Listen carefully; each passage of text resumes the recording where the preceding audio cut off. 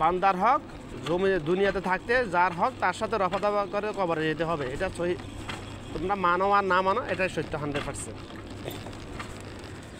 আমি আবার বলছি, বান্দার কোনো হক আল্লাহ পাক মাফ করবে না। আল্লাহ পাকের যে কোনো হক শিরিক ব্যতীত যে কোনো হক আল্লাহ পাক মাফ চাইলে মাফ করে দিবে, না চাইলেও হয়তো আল্লাহ পাক মাফ করে দিতে পারে, যেহেতু আল্লাহ পাক রাব্বুল আলামিন, রহমাতুল আলামিন। আল্লাহ পাকের রহমত, আল্লাহ পাকের ভালোবাসা বান্দার প্রতি, ভালোবাসা শুধু এক ভাগ দুনিয়াতে দিছে মানুষের মধ্যে, পশু পাখিদের মধ্যে। এক ভাগ দিয়ে যদি এরকম হয় তাহলে আল্লাহ পাকের ভালোবাসা কেমন হতে পারে? এই জন্য বান্দার হক ব্যতীত আল্লাহ যাবতীয় হক, যদি শিরিক না থাকে, শিরিক আল্লাহ পাক মাফ করবে না। যদি মালাকুল মউত সামনে আসার আগে যদি তার তৌফিক না হয় তওবা করার, তওবার অর্থ নিয়ে কথা বলতে গেলে অন্য দিকে চলে যাবে, বললাম না। যাবতীয় শিরিক ব্যতীত যাবতীয় অন্য যে কোনো গুনাহ যদি বান্দার হক না হয় আল্লাহ পাক চাইলে মাফ করে দিতে পারে। আল্লাহ পাক কারো কোনো ইখতিয়ার না আল্লাহ পাককে জিজ্ঞাসা করে তুমি কেন ওকে কেন মাফ করলে, আমাকে কেন মাফ করতে চাই, এরকম কারো ইখতিয়ার না এটা বলার। সবাই এটা আল্লাহ পাকের ইখতিয়ার, আমার আল্লাহ রহমত। এটা আল্লাহ চাইলে মাফ করে দিতে পারে। তবে সবাইকে কাকে মাফ করবে? যার অন্য যাবতীয় সব আমল পরিপূর্ণ আছে তাকে হয়তো মাফ করবে, সবাইকে মাফ করবে না।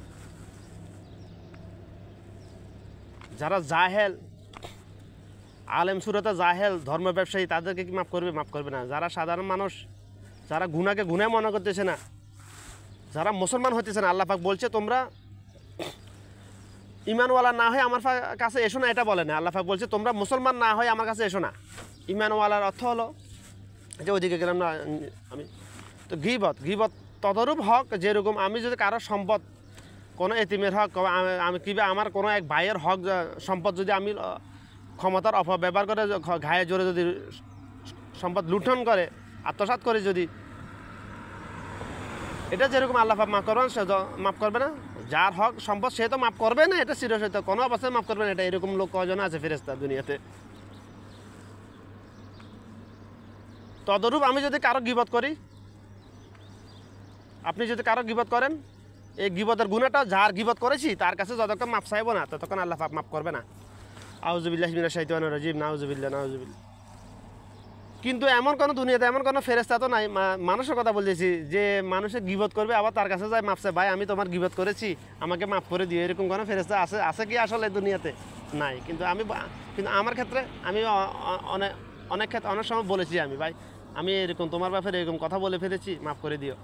তখন সে মানে অবাক হয়, হাসে। এরকম আমার লাইফে অনেক ঘটনা ঘটেছে। আমি আমাকে প্রমোট করার জন্য বলতেছি না, কিন্তু মানুষের কথা বলছি। মানুষের মধ্যে এই আদরটা নাই। মানে গীবতটাকে মানুষ তো গুনাহ মনে করতেছে না, মাপ কেন চাইবে রে ভাই? গীবতটাকে মানুষ তো গুনাহ মনে করতেছে না, এটা তো হারাম, এটা তো জেনার চাইতে মারাত্মক গুনাহ, এটা তো কবিরা গুনাহ, এটা তো মানুষের হক, এটা তো গুনাহ মনে করতেছে না। একটা হাদিস আছে, হাদিসটা সহি, হাদিসের সনদ মতন সব সহি, হাদিস হাসান, যে মানে আল্লাহ পাকের কাছে সবচেয়ে দুনিয়াতে সবচেয়ে নিকৃষ্ট জায়গা হলো বাজার, সবচেয়ে উৎকৃষ্ট উন্নত জায়গা হলো মসজিদ। বাজার বলতে শুধু আমাদের মুরগঞ্জ বাজার না, বাজার বলতে আমাদের মিজিবাইয়ের ঘাটাকে দোকানগুলোও বাজার।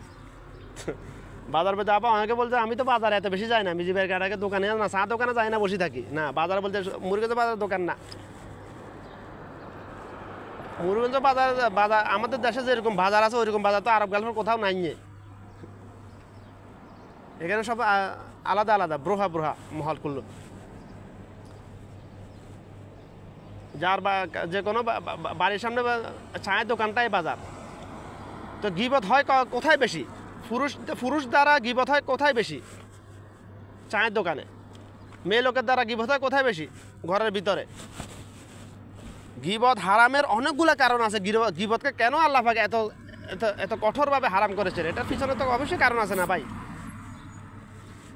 যে কোরআন হাদিসে অ্যানালাইসিস করে আমি যেটা বুঝতে ফেলাম আমি, যে কথা